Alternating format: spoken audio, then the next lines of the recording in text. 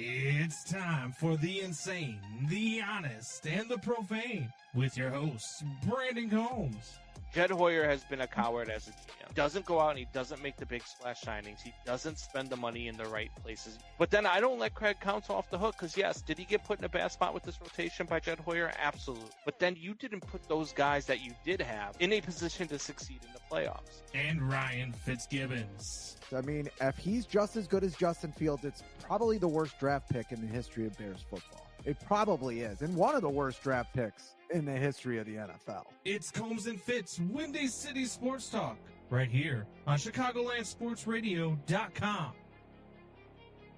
And welcome to Combs and Fitz, Windy City Sports Talk. We are live in the same damn room. Fitz decided to join me. All of a sudden, I hear a knock at my door. I'm in my underwear, and he just comes through the damn door. Like, I was like, what the hell are you doing? You weren't wearing underwear. That's fair. And I'm glad you washed the clown makeup off. That's But you right. were sad last Friday. Or not last Friday. Sunday. I was mad. No, it was Friday. Oh, no, it was Sunday. It was Sunday. I'm sorry. I'm thinking of the Eagles game. Yeah. We were happy then. Yeah, but you were very sad. Are you going to be a big baby today? I wasn't sad. Are you going to be a big baby today? Are you done? Are you done? I had to get it out. The guy gets the first round draft pick where his team's going to draft another freaking catcher. And now all of a sudden he wants to come in and talk crap. Look, they're not going to draft the catcher. They're going to draft the best hitting catcher at number one. Stop saying it. You're a one-trick pony. You're a one-trick pony. I was mad, man, and I'm always going to be mad when you lose to the Green Bay Packers. Yeah. I'm always going to be mad. It's not that, and I still think that they were the better team on the field. I really do. I think they beat themselves last week. I think you look at a lot of the things that happened in the first half. We talked about it last week. The play calling was terrible. The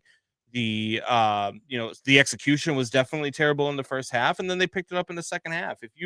If you don't allow that long bomb to somebody's uncle who caught the ball in the end zone that was uncovered, they win that game. But no, man, you get Cleveland this week. It's time to. They played like a young team. Everybody jumped off the Bears bandwagon after that loss last week. I heard so many takes about how the Bears are going to miss the playoffs now, which I think is a little far-fetched, but I guess we'll see. Lose this game to the Browns and that might become realistic. But I could be happy. No, man. We had a big week though. A lot of stuff going on. I mean, we talked about the Bears getting the number one, or the White Sox getting the number one pick. We had the winter meetings this week. And the winter meetings were good for some teams. They were good for your White Sox. The Cubs got Hobie Milner. The Cubs got Hobie Milner. By luck, it was and I'm not a huge look. It's an okay signing, but it's just a typical Jed Hoyer signing. It's just Jed Hoyer drives me nuts. But it is what it is. I mean, hopefully there's a big move on the horizon, but we're gonna have a guest right now talk about that. We're gonna talk about the winter meetings. We're gonna talk about Jed Hoyer. We're gonna talk about all things Cubs with a guy that I met over at WRMN. He is a fantastic talent in the industry. He is growing. He is going to be somewhere someday. Hopefully, inviting me to his personal suite at Wrigley Field quite a bit. He is the co-host of Wrigleyville Forever. He is a contributor to Cubs Insider. He is my guy. He is the incomparable Blake Cowell. Blake, what's going on, brother? How you doing? Good morning. How you guys doing? Thanks for the invite. That was quite the intro for me, so I appreciate that. And you'll be invited to the suite. Oh, see, that's all I want. That's all I'm after. He's never introed me that way. Well, because I like Blake. That's the big difference. Deflation. So Blake, you were all over the winter meetings, man. I saw your Twitter. You decided to go and you were just going to hang out. You didn't get the press pass this year. You'll probably have it next year, but you were still doing your thing, man. You were getting a lot of nice interviews, talking with a lot of different people. Mm-hmm. Talk to me about the winter meetings, man. What was the experience like? Yeah, this was my second winter meetings. I went to Dallas 2 years ago, Orlando this year. and I kind of got I don't want to say the best of both worlds, but I got two separate experiences because year one was head on, like pants on fire, people running around. Juan Soto gets signed to the Mets. You look at Garrett Crochet gets traded, Max Fried, Corbin Burns. Like it was quite the event. And then you go down to Orlando this year, and it's all right. What's gonna happen? Like, is anything gonna happen? And coincidentally enough, the brief time I wasn't at the hotel and I was working on some, editing and stuff in my hotel, Kyle Schwarber goes, Edwin Diaz goes, really in a span of 5 minutes. And then nothing happened till right before I left when Pete Alonso gets signed. So it was a very slow winter meetings, but I think that isn't a huge surprise to a lot of people, given what talent's actually on the market right now. Yeah, so you mentioned Kyle Schwarber, you mentioned Edwin Diaz, you mentioned Pete Alonso. There's probably a couple other names that we're forgetting that we could probably mention. The thing that really struck my ire was that none of those names were attached to the Chicago Cubs.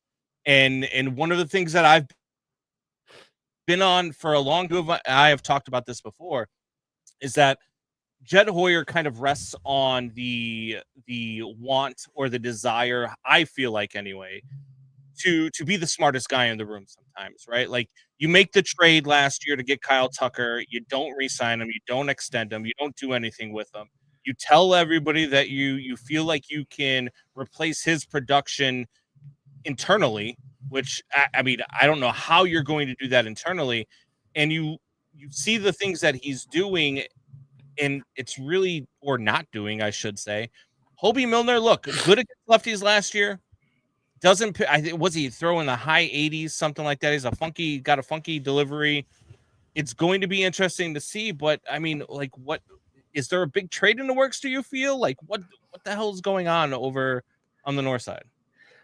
Well, at least from my perspective, the Cubs' number one need starting pitching. And I think a lot of Cubs fans would say the same thing. And really what held up that market at the winter meetings was Japanese star Tatsuya Imai from Japan, because he's a lot of teams' plan A. I think he's the Cubs' plan 1A. I think he's the Yankees' plan 1A. But he wasn't meeting till I believe this upcoming week, where he'll be going to different cities, making visits, whining and dining, showing some pitching infrastructure, which I think the Cubs are very strong in.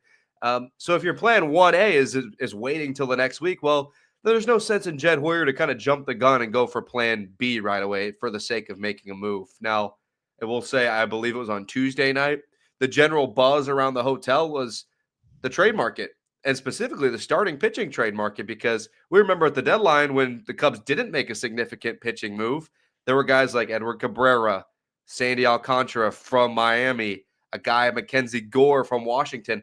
Those names started kind of popping up again on Tuesday, and not necessarily with the Cubs, but the Orioles, most notably, to make a trade.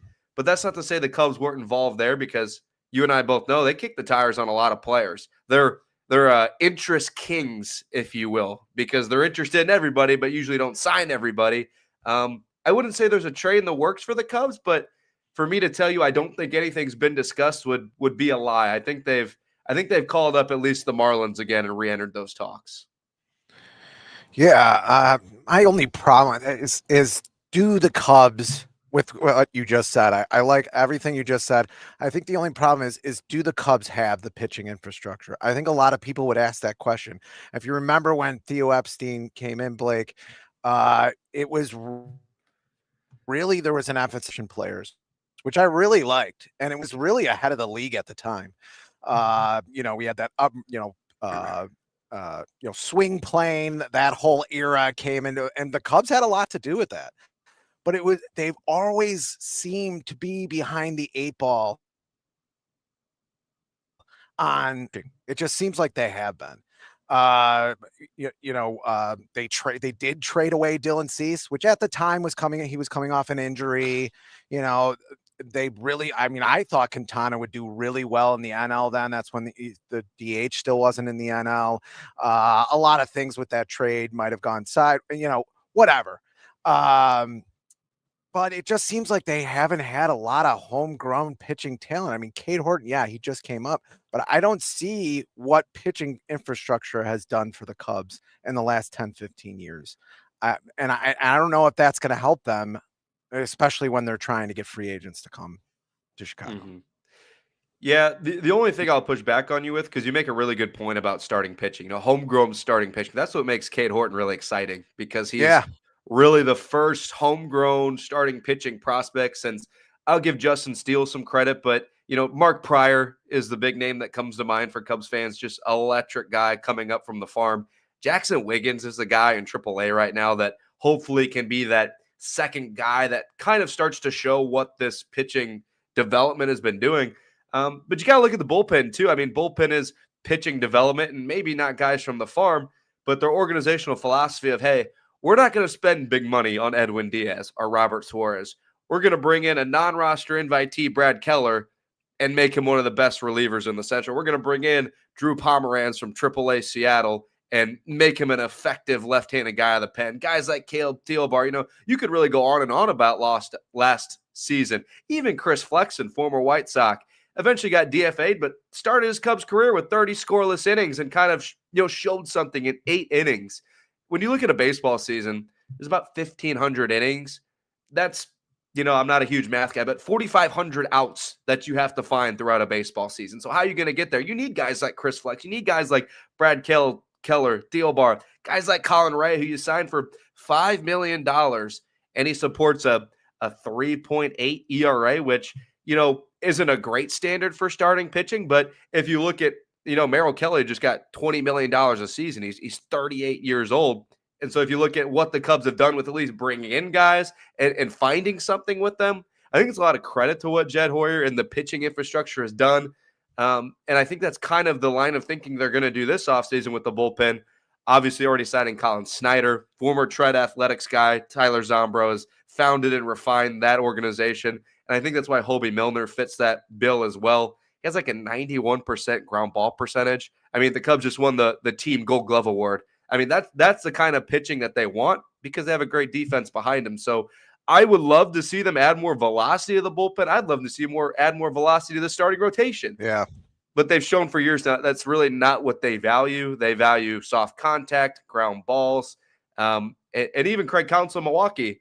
The big thing that Brewers fans hated him for, pulling guys in the 5th inning, because then you can flip it to your elite bullpen. So you're seeing a lot of that now with the Cubs, and unfortunately, whether you like it or not, that's the direction that they like to go with things. Yeah, because I would just be a little hesitant, just even if you're not a fan, if you're looking at on the sidelines to the Cubs, because I don't know if you can replicate that every season, and they've shown that you can't, because there was 2 seasons in a row they win 83 games. Most of that reason why was because of the bullpen. Do you think they're able to start replicating that now? Kind of piecemealing a bullpen together, maybe even piecemealing a starting rotation together, because you go into that World Series and you have those 2 teams. I think there was 8 or 9 pitchers on the Blue Jays and the Dodgers who were better than anybody on the Cubs. I mean, and I'm talking just starting pitchers. Yeah. I mean, there really was. And you're behind, aren't you? Or yeah, I would say I'd have more faith in the bullpen than I would the starting pitching, simply from the fact of the reasons I just mentioned. Cade Horton, Justin Steele, and Mark Pryor. Like, that's not a long list. And if you really want to look at Mark Pryor got injured. He didn't even have like the career that he probably should have. But at least on the bullpen side of things, I have a little bit more faith in it, just because you look at when the Cubs are rebuilding in the years really 2021 to 2023. A lot of those acquisitions they made at the deadline were for good relievers that they shipped out and got something back for. So like found something with David Robertson. He's always been around, former White Sox again, but you trade him at the deadline and you bring in Ben Brown, Scott Effross, another guy you trade away, get back Hayden Wesneski again. He didn't really pan out, but you're finding these guys that are, really flies on the wall, taking them into your pitch lab, making them into something that becomes a valuable trade asset.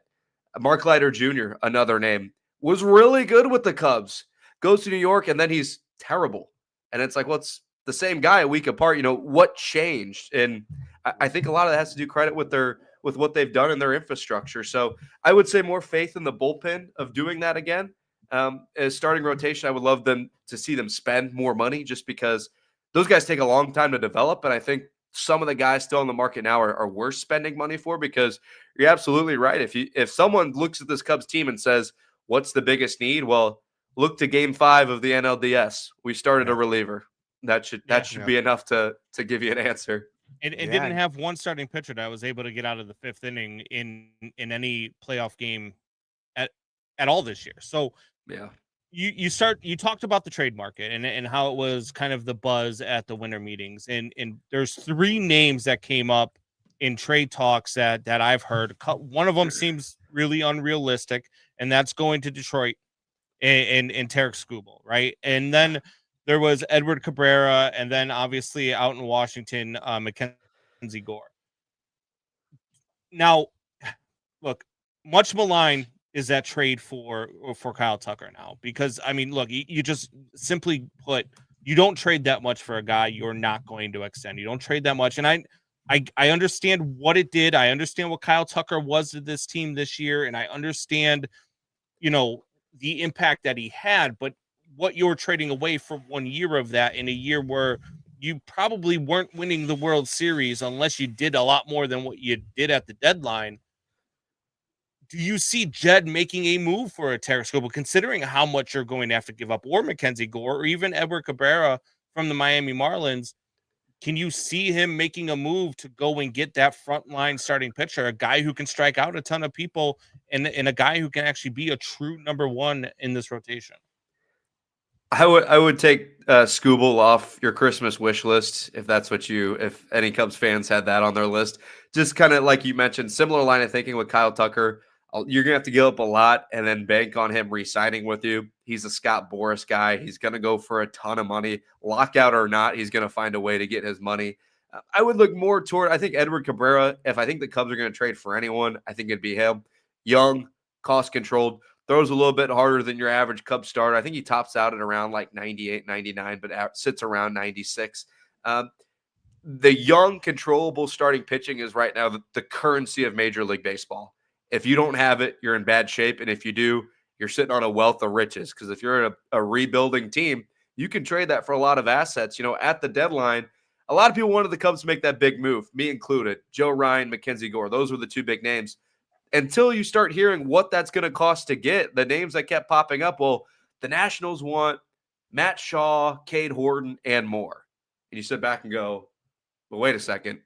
We can't give that up. Like, who do you trade that for? Tarek Skubal for sure, but not for 1 year. So that price would have to come down, and that's just me saying that for the Nationals. I don't know where the Marlins' heads are at with their starting pitching.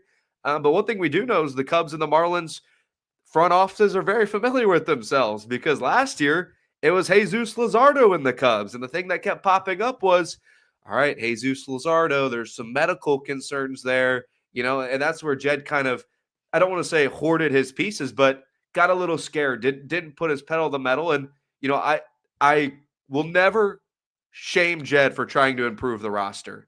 There's a lot of moves he's make where he gets a little too conservative, and there's other moves like Kyle Tucker where you could be like, oh, that feels kind of reckless. So there's a balance with Jed Hoyer, because he was concerned with the medicals of Luzardo, and Luzardo pitched really good last year. So he could be sitting there this offseason going, at some point you got to risk it for the biscuit, kind of like he did with Michael Soroka. That did burn him in the end, but I can't fault him for at least trying. And I think that's something that he might consider again this offseason. Yeah. So one of the things that you just mentioned too is, whether or not there is a season in 2027, right? Because there is going to be a lockout. Like, I don't think there's any way around it. Like, I know that the owners are going to want a salary cap. I think the players are going to counter if they're going to give up a salary cap, you're going to have to get a salary floor. I think there's going to be a long lockout. I think we might lose an entire season, which would really hurt the sport. I agree. But you've also got, the Cubs have, you're watching really good organizations, the Cubs, the Cardinals are doing it too, where they have nothing on the books past this year. It's going to be a fresh reset, other than the Dodgers, who have like a $10 billion payroll at this point. Like, a lot of these teams are doing this. Is this just going to be an offseason where there's going to be a lot of teams that are fan bases that are disappointed in what goes on because front offices just aren't willing to put that money back on the books? Yeah, I definitely think so. Another thing at the winter meetings too that was very evident, the big markets, I don't want to say dominate the winter meetings, but if you go down Radio Row, the 2 biggest sets is the Yes Network and SY or SNY, the Mets network, and talking with a lot of those Mets and Yankees fans, I go, why is George Steinbrenner and Brian Cashman doing interviews saying that we have to like cut payroll? Like that's not a Yankee thing. Like, going back to early 2000s, even before I started watching and really following and covering baseball, it was, yeah, you're the Yankees, like act like it. And now this new age of baseball is, all right, Steve Cohen and the Mets, they go out and sign Scherzer and Verlander, and they're throwing big contracts at Lindor and Soto.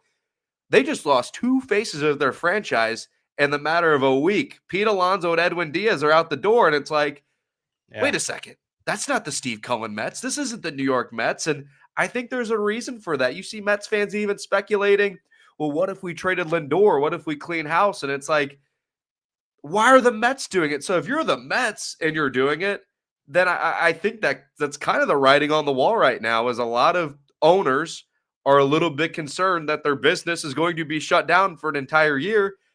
And as well as anybody, and me included, is when your business is shut down, you're not making money. So I think they're kind of prepping for that, getting set up for that. You look at the San Diego Padres too, big cash flow issues. 2 of the worst contracts in Major League Baseball right now, Xander Bogaerts and Machado. They're owed, I want to say $30+ million for 8 more seasons. And now they're in the trade market saying, well, we might try and trade Mason Miller now. Like we might try and move some pieces around. That's a really scary thing to look at from a baseball fan perspective, because, you and me both, I want to see baseball in 2027, but I think these owners are pretty aware of the writing on the wall right now. Yeah, just get really good at MLB The Show, because that's the only way you're going to be able to see baseball in 2027. And especially is to play it. what's happening with regional sports networks now. That could be even worse for baseball. Yeah.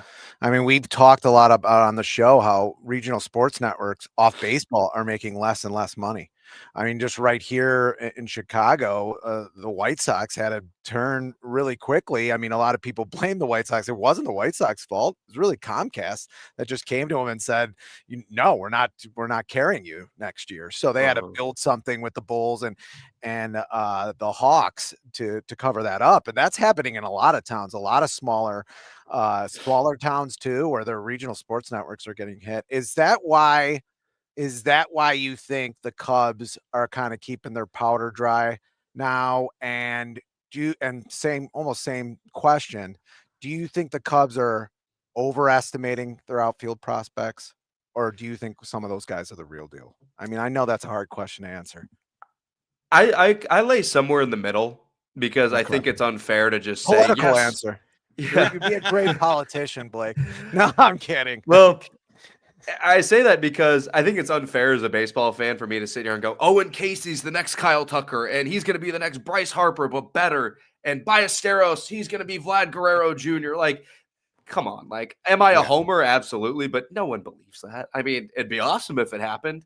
I think they are overestimating their value just a little bit, but I also think it's part of like Jed Hoyer's philosophy.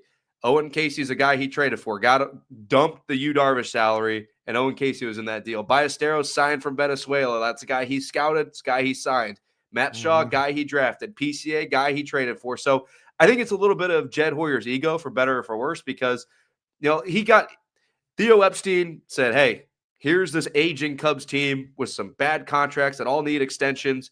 You decide what to do with it. I'm going to let you decide. And Jed Hoyer comes in and it's kind of the bad guy and says, I'm going to trade away the franchise fan favorites. And now we're kind of still in that rebuilding phase of when the next great Cubs team is going to come about. I think the organization's in a healthier spot than 2018, just from prospect depth, flexible contracts. I think they're in a very healthier spot than that time frame. But I think they're going to roll with these guys for that specific reason as well. As Jed Hoyer said, hey, I got dealt these cards. Now I'm going to play them. I'm going to play Owen Casey. I'm going to play Ballesteros. And whether that fit makes sense or not, we're going to find out if he's going to cash in on that bet or not. I think this season, specifically because Kyle Tucker's not coming back, specifically because I don't think they're going to sign a guy like Alex Bregman. I think they're going to roll out these young guys and say, this is your new Cubs core. If it works, awesome, I was right. And if it doesn't, then that's baseball. We're going to be talking again in August. Yeah. Jeremiah Murray says the KBO is back, baby. Yeah. 2027. He also said, I would understand holding on to Owen Casey, even though he spelled the name wrong. had they actually played him, that was one of the things that I had too, was like all of these prospects that you held on to at the trade deadline that you wouldn't trade for pitching. You called them up and then didn't utilize them. I know, and he'll never admit this, but I know that we've got a manager who hates rookies. Hates them. And he just absolutely hates rookies, and he won't play them. How do you replace internally the production of Kyle Tucker without playing? Because that's just not what Craig Counsell likes to do. Yeah, it's going to be interesting. I mean, I definitely think the Cubs offense is going to take a hit this season. For as much as Kyle Tucker did struggle in the back half of the year, he still walked. Like, he was still getting on base at a decent clip, not good enough to justify, I think, a $400 million extension or a $400 million contract. But he still affected the game in a lot of ways. Even just him being at the plate protects the guys ahead and behind him. And I think, where does that production come from? At least my prediction, I think Moises Ballesteros, if you want me to be a little bit of a homer here, I think he's one of the best Cubs bats we're going to see in a long time. He's got power to all fields, makes great contact, maybe hits a few more ground balls than I particularly like, needs to learn how to elevate the ball just a tad more, but great hands, great vision. I mean, even watching him hit a little bit this season got me excited enough to kind of start making that claim. His problem is, where is he going to play? Craig Counsell said in his presser over the winter meetings was, no, he's going to catch some. I hope it's only some, because I think, because kind of like what you mentioned, Craig Counsell doesn't like rookies. And, we lost Miguel Amaya, and we're really relying on Carson Kelly to catch a lot of these games before they brought in Reese McGuire. And, I was even talking to my friends in the industry of, like, if they believed in Moises Ballesteros as a catcher, this would have been his time to shine. This would have been his time to be catching a lot of these innings. Not Reese McGuire, who's not even on the team anymore. Not Carson Kelly, who it did phenomenal for the Cubs. Let's call it how it is. Aging veteran, 2-year deal. Not the future catcher of the franchise. So I don't have a ton of faith in him as a catcher, but the bat I am crazy excited about. He's more like Kyle Schwarber, right? Who came up as a catcher, but they're going to find another way to just have his bat in the lineup. I definitely agree with you there. Blake, before we get you out of here, man, I know we talked a lot of Cubs. I could talk Cubs. We could talk baseball for hours. We could have a 4-hour show right now and just talk baseball and be absolutely fine with it. But it is football season, man. And the Bears are good, and the Bears are fun to watch. And it's been incredible. We're as shocked as you are, Blake. What's your take on this season? Do you see them? I hear a lot of people talking about it, and we're going to talk about this here a little bit more in a few minutes. But do you believe they missed the playoffs? A lot of people think this team's going to miss the playoffs, thinks they're going to lose 3 of the last 4 and miss the playoffs. Do you see that happening? What do you think of this team? What do you think of Ben Johnson? What are your feelings on the Bears? I mean, I have Ben Johnson saved the city of Chicago. He's literally feeding the city of Chicago just by taking his shirt off. So I think they'll make the playoffs still. They're a 9-win team.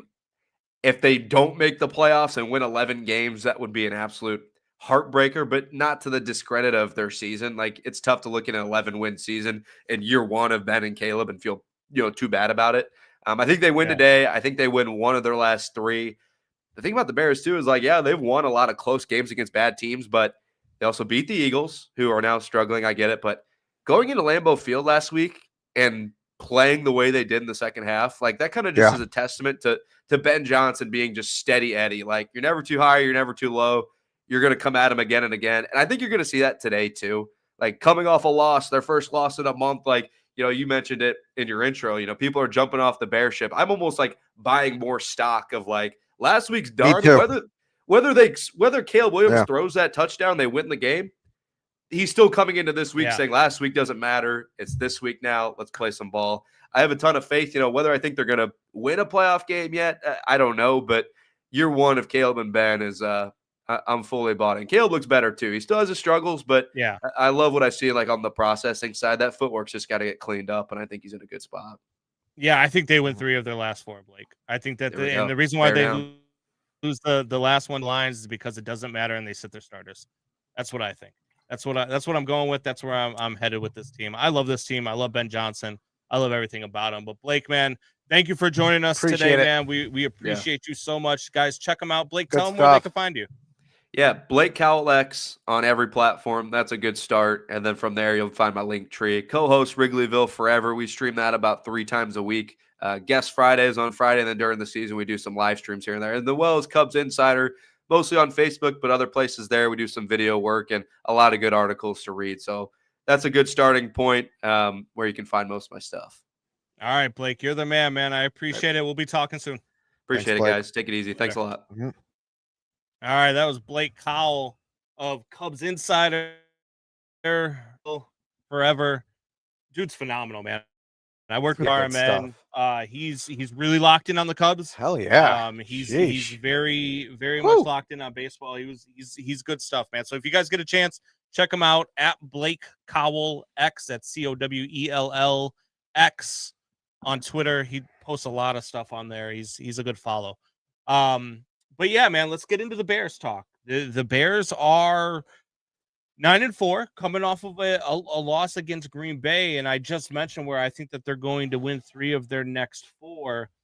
I really think that this team knows how to win, and I think that loss against Green Bay, I think, is kind of a wake-up call for them. I think that they don't tend to make the same mistakes twice on this team. That's one thing that I've mentioned throughout this entire season, is that I think that this team finds ways to win. I don't think they make same mistakes twice. I think Ben Johnson does a hell of a job coaching this football team. I think they win today. I think it's going to be a ground game today with how cold it's going to be. But I still think you're going to get some moments from Caleb Williams today. I think you're going to see a hell of a lot different team playing against the Browns than you saw against the Green Bay Packers. Yeah. Jeremiah says this team has earned the right not to count them out. I agree with that. I mean, I just don't want them to a rookie batter to mix sports that gets into a lot of 0-2 counts and gives away a lot of pitches. John can't see one of our faces. Is he that drunk already? Are you watching it vertically? Maybe turn your phone around and get the horizontal photo. Yeah. Your brother showed up to my house unannounced today. I was still in my underwear and clown makeup. And no, I mean, maybe I'll finish my point. But anyway, not to play like a young team, even though they are a young team, would be nice today. Every possession is golden, and to have the coach be that way too. I really think now we could talk about the last play. Yeah, somebody was open. Probably not a play call I would have picked. I would have gone a little safer there and run the ball. But really, I think where they started to lose the game, or you started to get that crazy sucking feeling you get as a Bears fan, was when off the turnover, they run the ball 3 times. Caleb is 0 for 5 on his first, or they throw the ball 3 times. Caleb is 0 for 5 on his first 5 throws. He's not throwing well in that first possession, right? Yeah. And then you throw it 3 times again off that turnover when you had the ball back, you're away, it's cold. They're both having problems throwing the ball, it looks like, in that early part. I think they both got it together, but both quarterbacks are having problems throwing the ball. You want to have the ball for a little while too? I run it there 3 times and maybe even go for it on 4th, because you're probably going to get 10 yards with this run game. I just don't see. I think right there, that's why they're playing with the deficit they are in the second half. You have to be perfect in the second half, and they weren't perfect in the second half. They just weren't. I think really playing like a team that's not young would be nice. Jeremiah says the loss to the Packers was an announcement that we're not the same old Bears. It's at best going to be a dogfight in every game. Yep. It's funny because I think that they lost that game by being the same old Bears. Just because the play calling in the first half, it seemed like they were like, I don't know, almost getting out of their element. We know we can run the ball. We know we can do this, but so do the Packers. So let's try to pass it. Let's try to catch them off guard and do things that they're not expecting us to do. Too cute. But I agree with that. They got too cute. It almost feels like that. But I agree, though. Like it wasn't the same old because they didn't get blown out. Like the same old Bears would have gotten blown out in that game. The same old Bears would have just, they would have come out in the second half, probably give up a couple of touchdowns, and before you know it, down 21.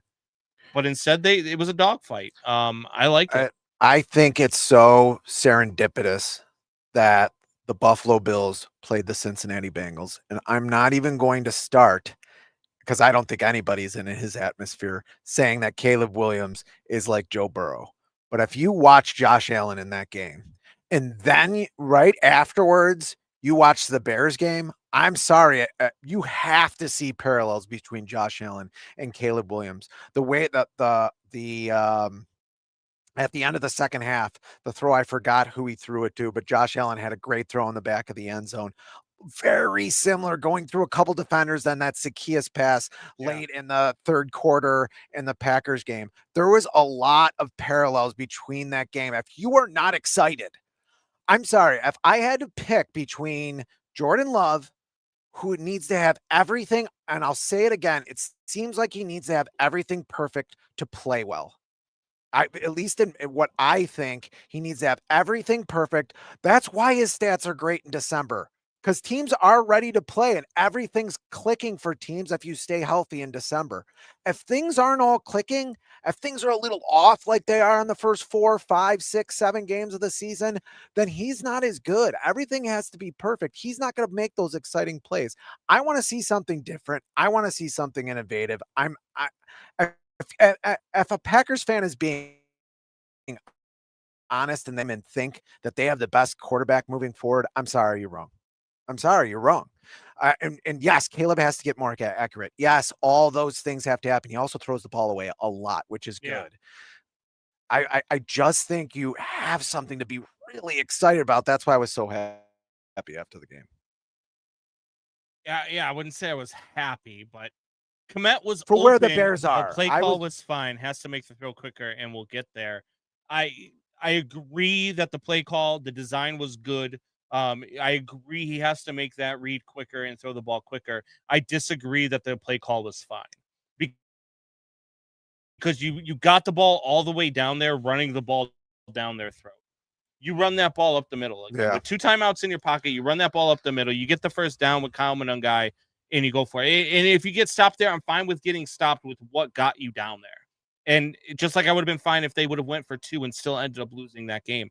I'm not fine with rolling the ball out of the pocket with Caleb, who he was just inaccurate on last Sunday. He wasn't very good last Sunday. Now, that being said, I mean, I understand putting the ball in your playmaker's hands like Caleb Williams, but there's just sometimes you have to just go with what's working. And what was working was the run game. You're running it down their throat. That's how you drove the ball down there in the first place.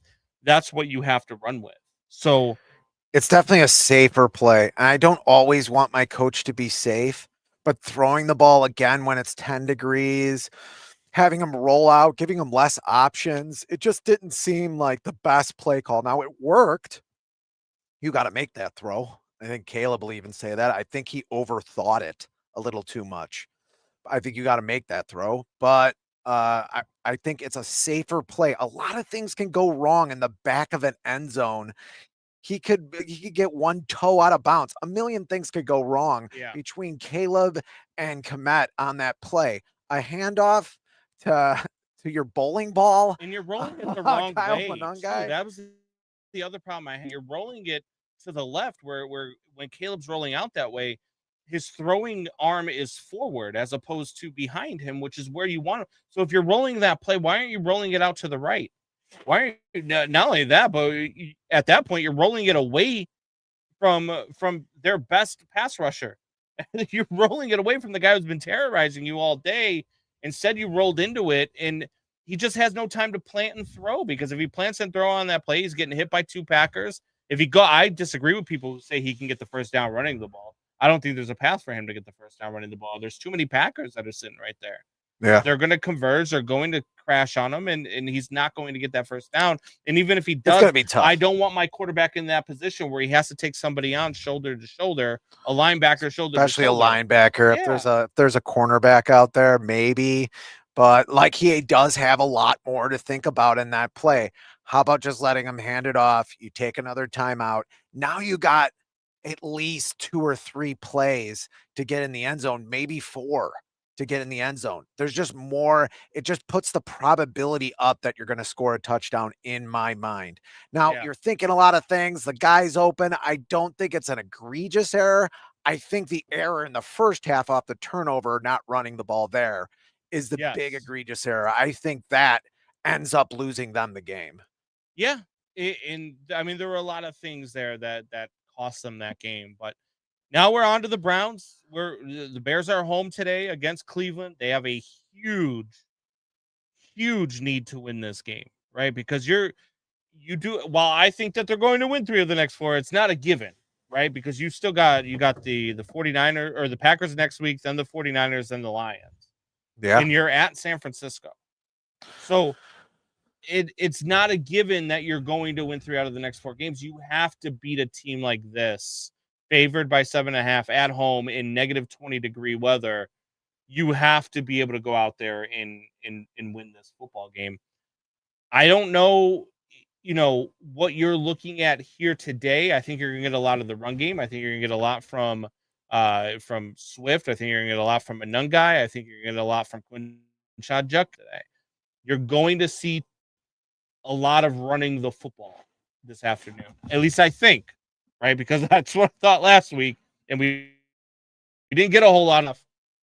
I think the Bears win this game. I think that they win this game pretty handily and they better, because not only should you run the ball, but you got to keep Caleb away from Myles Garrett. Sacking everybody. And you got to get Sanders. I can't be beat by Sanders today. No. Sanders today. I just can't be beat by him today. I need to take one little extra step forward. They're not going to rush the quarterback. If they don't get a sack today, it'll be 5 games, I think, they've gone this season without a sack, which would be the first time they did it. I just saw the stat since 2000. I think you saw it too, since 2008. If they're not going to get to the back that much. You got to get home, though, when you blitz. That's the mistake. And I can't they've had way too many breakdowns in the secondary for what is mostly a veteran secondary. And some of it has been play calls, like the CJ Gardner-Johnson being on Christian Jones on one of those plays. Yeah, let me tell you something. If Kyler Gordon's on him, that's a touchdown too. Probably. Maybe he gets to him and he doesn't get a touchdown, but it's a big play. Like there's not a lot of nickel corners that's going to guard that guy all alone by himself without any safety help. It's just not going to happen. They did a good job minimizing the impact of Parsons last week. I disagree. Caleb did a good job of minimizing the impact 10 of pressures Parsons last week. Yeah. And I think they had 17 pressures in total on 34 dropbacks. That's half of your dropbacks you're being pressured on. Like that can't happen. No. Like that's bad. It's just Caleb being able to. That's what I'm saying. When people talk about this offensive line and how the offensive line's been better and all this stuff, I disagree. I just think we've got a quarterback that can escape the pressure better. I think it was the same thing that we saw with Justin Fields, because that was one of the things that he did well, was escape pressure. And you're seeing it now with Caleb, because it's one of the things that he does well. He escapes pressure really, really well. I need to see more accuracy from Caleb, and I think that you will get that over time. I'm not so sure you're going to see that this season, but this season's about experience, man, and getting that experience and being 9-4 and maybe even getting a playoff game and getting a playoff game under your belt. That experience is invaluable for a young quarterback, and I think they work all off season on his reads and on his his progressions and how quickly he gets rid of the ball. I think that they work on a lot of that. And I think they shore up the offensive line, whether it's through the draft or through the through free agency. I think they do find a guy who can just plug up that left side, and you might finally be happy with a left tackle. Possibly. Possibly. I mean, Ozzie looked good. Trapillo. Got his name right, I think. He looked good. He looks like maybe he's the new guy. I don't think they liked how Theo Benedict was doing against the pass. Yeah. And I think they got a guy in Ozzie. I think they're getting more confident every week with him. So I think we might have a guy there, and if not, you still have a backup at left tackle. Can we hit a wide receiver at the line of scrimmage, please? Kyler Gordon would have caught him in his wheelchair. It's true. Kyler Gordon is probably going to be in a wheelchair soon. The guy cannot stay healthy. What's wrong with On the groins on this team? On IR again. What is wrong with the groins on this team? I don't know, but maybe you should go down to Hallis Hall and start a massage plan. I'd rather not. I mean, did not go well for a lot of football players. I don't know, man. I don't Some know what's got going caught on. with the massaging.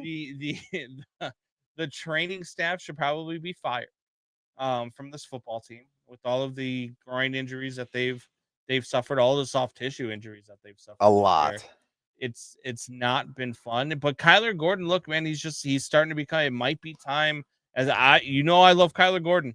I think he's a difference maker on this football team, on this defense. I mean, didn't he just get a contract? They are first in. Well, yeah, but it's the NFL. They are first in defense efficiency when Kyler Gordon plays. They are 28th when he doesn't play. I mean, that's a big difference, and it just shows how talented he is, how good he is on the field. But you've got to stay healthy, my guy. I mean, you just do. And yeah, they did just sign him, did just extend him. But I mean, in the NFL, you just cut him. It don't matter. Yeah. Can I do my thingy now? Oh, you want to do your little thing? Yeah. All right. Can I do my little thing? Get ready for the show today. My little thing. We call it Fitzgibberish here. It's a diatribe, it's conspiracy theory, and it's an island in the middle of unapologetic and, yes, sometimes inaccurate sports talk. I think we did good today. What did we get wrong, Jeremiah? I don't think we got any wrong. Anyway, it's the dream of every flat-ass bastard American lying on his beef-stained couch to be called back once more to football. I think it's one of Combsy's dreams. Michael Chiklis, a.k.a. Vic Mackey, and his bulbous bald head recently starred in The Senior. A 59-year-old man plays one more season of college. Watch now. To stoke the fires of Bacon-Top Donut Nation and confirming my suspicions that the NFL is turning into the WWE, Philip Rivers announced his possible return to the Indianapolis Colts. Yes! That Philip Rivers. And podcast people, Philip Rivers has become a man of the people. He has embraced retirement, possibly a little bit too much. Philip Rivers before, Philip Rivers after, Philip Rivers before, Philip Rivers after. Philip Rivers now looks like one of those rubber masks you get at Party City that was left out in the sun too long. Philip Rivers' face looks like it's pregnant with another one of his kids. Anyway. Of course, in a regular country, there might be some people worried about his health and an entire knee replacement wing of a hospital on standby. But in this country, Rivers has already achieved cult hero status for almost coming back. If you squint, you could almost envision an NFL owned by Vince McMahon where Michael Chiklis breaks into Rivers' dressing room and shaves his head. Stop reading ahead on the Fitzgibberish. And that's my problem. I'm just trying to see where the end is. My little thingy is little this time. And we're talking about the Fitzgibberish, obviously. Listen! Are we? Listen to Mr. Fitzgibberish! America, we need to talk. Look, you're fun. There's no denying that. We have a lot of the same interest, a deep history, and in the right light, you still get me steamy like a manhole cover on a cold day. Are you breaking up with America? But you've let yourself go, America. That's what I'm looking at you while I'm saying that. The deep dish pizza in the fridge with the cheese-topped apple pie kicker did not eat itself. I get it. Back when I was practicing drugs and alcohol, I got fat all the time. But this is not working out for me anymore. I never won. I never got on the field. I was practicing the whole time. And we're going to have to move on. I give it a 10-1 chance this Rivers thing is anything resembling a success. The thrill is gone. And we're breaking up, Erica. Although, knowing me, it's only a matter of time before I come crawling back with flowers in one hand and a bear claw under the other. Because I may have lost weight and work out almost every day, but the only one who wants to have sex with me is me. And that's Fitz gibberish. Follow that. He said practicing drugs. The practice, I never got on the field. I never got into the big game. The practice didn't go so well. Yeah, it's not usually something you want to practice. Stay sober, kids. Yes. So, look, Phillip Rivers, I'm not going to badmouth the man. As he put on a few pounds short, but a few pounds? Him and I. Do you want to edit that? Him and I are the same damn age. We are. He's going to play an NFL game today and get hit by men that are Is massive. he playing today? He's starting. And I rolled out of bed and I hurt my back. So I'm not going to degrade this man for being 44 and starting in an NFL game. It's going to be brutal. They're going up against one of the best defenses and one of the toughest places to play. You practiced so much you overslept for the game. Or didn't make the game at all. Yes, the commish, Michael Chiklis. So yeah, no, I get it, but I mean he's 44. He's been retired for 5 years. He's probably not working out a ton. He's coaching high school football. So I know how frustrating that can be. Yeah, he's so frustrated to get out of that. Yeah, well, so, the high school football season's over. Yeah. So it's just a matter of what he can do today. I don't think it's going to be. I don't expect a ton out of him. Although I did bet his over half a yard rushing is his over. Yeah, I don't know how he's gonna move around back there. What's gonna happen? I mean, and if you bet over a half yard rushing and a touchdown from Phillip Rivers, it's 28-1. Oh. All you need is a quarterback sneak, and you hit it from the one. I mean, just a tush push, and look how big Phillip Rivers is. He can run over some people. Yeah. I mean, or just lay on them. It's not and a terrible wait for them bet. to pass out. Yeah, it's not a terrible bet. 28-1. I just don't. I mean, what is the for him like falling down and dropping dead of a heart attack? What's the bet on that? Because I would think the heart attack before the half yard rushing. It's even money for him to throw one touchdown pass. Even money, which is typically like to put that in perspective for Jordan Love to pass today is minus 450. So it's basically it's kind of like 5-1. It's 6-1 for him to throw 2 touchdown passes. Oh my! Which is insane because the vast majority of over unders for a quarterback to throw a touchdown pass is 1.5. I think it helps that they have one of the best running backs in the league, so everybody knows they're going to run. You're going to put them in short yardage situation, which could benefit, right? Because if Taylor's running the ball down to the 5-yard line and you've just got to throw a 5-yard out to one of the better tight ends in football, and Tyler Warren, which I need for my fantasy league here, by the way, today, then you could get a couple of touchdown passes from him. And I mean, you want to start throwing in a bunch of Phillip Rivers props, man. You could make some really good money if he turns back the hands of time and has a halfway decent game. He can fall down and give you one of those bets. Like, he can fall down into 3 yards. He is a big guy. Yeah. I mean, he's got that going for him. He's growing the wrong way at this point. They think Jonathan Taylor gets in, but his knee hit and they're down at the half mark, and they just run a quarterback sneak.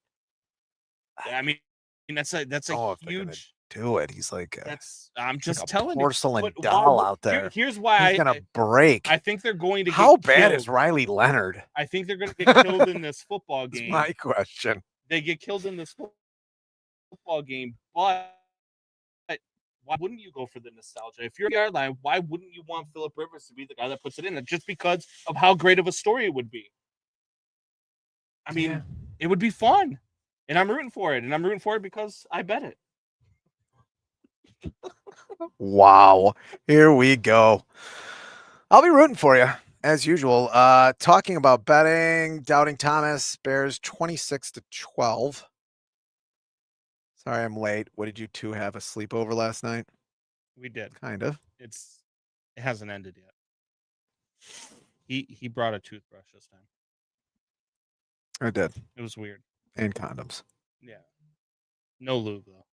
The Durex condoms. Jeremiah Murray. Same bowl game the Notre Dame will be in. The no lube bowl. Yeah. They're going to put a tray of cupcakes and Viagra in the end zone and tell him. Yes. You'll win that bet going away. Tell him that if he gets a touchdown, he gets to have another kid. Yeah. Megan TV, Rye, you don't even have gray hair, so count your blessings. I mean, it's coming. My whole beard is. I think that's a shot at me. Anyway, you want to get into our picks? Let's do it. Rapid fire. Let's do. We got game time coming up. Rapid fire, he says.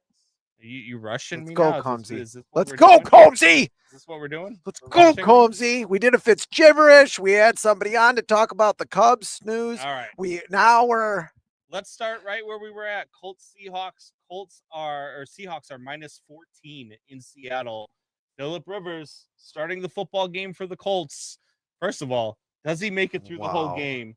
Second of all, is there any way the Colts can cover minus 14? Why isn't Krispy Kreme's on this? I mean, or Dunkin' Donuts or something. I mean, but I'm just gonna for fun take the Colts. Just for funsies. And we should be rooting for Seahawks to lose. I don't know how they cover this. I mean, look, maybe Phillip Rivers has that day, but I mean, I can't. Screw it. Colts plus 14. Ah! All right. Bills at Patriots. Big game at noon. We got the Bills are a 1-point favorite at New England. This over-under is 49.5, which I think is a little low because I think there's going to be points scored. But Bills -1 at Patriots. I'll go first. I'm going to take the Patriots. I think they win this game. I think they seal up the division. The Patriots do win the division with a win against the Bills today. At home in Foxborough in the snow. Not that the Bills are, played in the snow last week. Yeah, but I don't know, man. There's just something Snow's about coming down now. And even though I will say this, since 2020, Josh Allen has owned Foxborough, but this is a different Patriots team, man. I think they win the game today.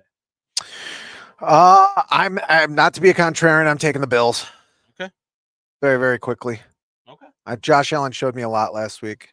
Yeah. Raiders Eagles in Philadelphia. I don't think we need to spend much time on this game. I'm on Eagles -12. Where are you at? I'm on Eagles -12. Yeah, same here. OG Breezy will be happy. Yes. Lions finally. At Rams. Huge game. I think this one goes over 70. Rams -6 against the Lions. I think the Lions cover. I'm taking the Lions +6 because I think this is a shootout, and I always take the points when there's a shootout. Yeah, I do agree with you there, but I think the Rams are a much better team when they show up. They've had some clunkers this year, but I'm going to take the Rams even with the -6. And so far, Rex Ryan is the only one that agrees with you on ESPN, by the way. He's all greeny, too, so you're screwed. The Patriots are winning. Chargers at Chiefs. Chiefs are a 5.5-point favorite in Kansas City. Look, I know it's cold. I know it's Kansas City, but 5.5 against the Chargers. I think the Chargers win this outright, so I'm going to take the Chargers +5.5. I think the Chiefs get eliminated from the playoffs today. Yeah, so do I. I think go Chargers, Jim Harbaugh. All right, Commanders and Giants in the Meadowlands. Giants -2.5. I will take the Giants just because Jackson Dart, man, and this Washington defense can't stop anybody. I think Jackson Dart has a big day today. Good. I think I have Slayton in my fantasy league, so I'm gonna stick with the Giants too. Okay. Browns Bears. Bears 7.5-point favorite here in Chicago. I think we're both on the Bears. Yeah, even though it's cold and all that, I think the Bears. It is hard to run on this defense, but I think the Bears can do it as the best running team in the league. Normally we do that game last, but I there was no reason to. We've talked about it so much Yeah. today. Packers -2.5 at Denver. Packers are the road favorite at 11-2 Denver. I mean, nobody believes in the Denver Broncos. I believe in the Denver Broncos. I think this defense gets it done. I don't believe in the Packers. I think it's an overreaction to what the Packers Yeah. did last week. I'm taking the Broncos. I'll take the points at home. I think people overestimate the Packers. I really do. They need to have everything perfect. I don't think they're going to have it today. They're going against a much better defense than the Bears. Not much better, but better. Yeah. I'm taking the Broncos. All right. The Panthers, 2.5-point favorite at the Saints. They can take sole possession of the NFC South Crazy. after Tampa Bay's debacle I on know. Thursday night. How did that? Where are you at with this? My poor Bucks. My Poor poor Bucks. I'm going to take the Panthers. I'm starting to be a believer. I think if I didn't hate you so much, I would have been a believer a while ago. But I think the Panthers are starting to get more consistent. I think they win this game. All right. And then we got Vikings Cowboys. This is the Sunday night football game. Vikings Cowboys. Cowboys in Dallas are a 5.5-point favorite. Where are you at with this one? Cowboys in another game. God, I would have never thought they'd win this many games, but I got to take the Cowboys. I have zero trust in the Vikings at this point. I think they win, but I think the Vikings cover. They played well last week. They can run the ball. This Cowboys defense can give up a ton of points and a ton of yards. I think the Cowboys win, but I think it's by a field goal. Let's go Titans, Niners. Niners are 12.5-point favorite against the Tennessee Titans. I'm still taking the Niners here. I don't care how high it is. Yeah. I don't like the Titans. Yeah, I think the Niners win this one too. I think even though Christian McCaffrey showed up on the injury report yesterday, I still think he plays well today. I still think that the Niners win. They probably don't even need him in the second half. Jets at Jaguars. Jaguars, 13.5-point favorites. Are you willing to give up 13.5 with the Jacksonville Jaguars, even if it is the Jets? No, I'm taking the Jets here. I can't believe in the Jaguars. I'm going to have to see a lot more out of Trevor Lawrence. I'm taking the Jaguars because they are going with I don't even know his last name. Brady something is their starting quarterback For the today Jets. from Mizzou. I there's no way. All right, last one, Monday Night Football, Dolphins, Steelers. The Steelers dropped this week, which was crazy. I don't know if you saw that, but he had a collapse. Yeah. He was getting dry needling done in the locker room. Stop doing medical procedures inside the locker. Punctured the guy's lung. Insane, man. Give me the Dolphins to win this one outright. I think the Steelers collapse, and I think that the Ravens take over the division. This just in: Roma Dunze aggravated foot injury during pregame. What are the Bears doing? I told everybody.